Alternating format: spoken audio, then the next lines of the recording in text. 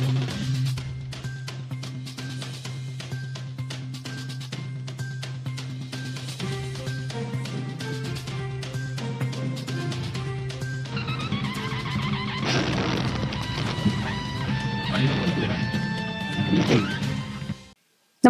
आपण पाहता Hirkani news. Hirkani news प्रत्येक क्षण ताज्या घडामोडी आणि महत्त्वाच्या प्रत्येक बातमीसाठी नेहमी तत्पर. ढालेवाडीत विजेच्या धक्क्याने वायरमनचा मृत्यू.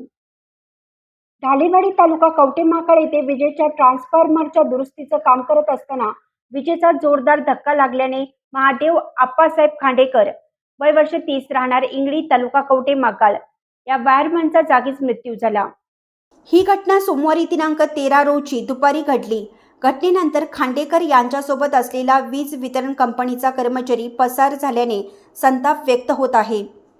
मिळालेल्या माहितीनुसार सोमवारी दुपारी ढालेवाडी हद्दीतील तळेवाडी वस्तीवर ट्रान्सफॉर्मरच्या दुरुस्तीचं काम सुरू होतं.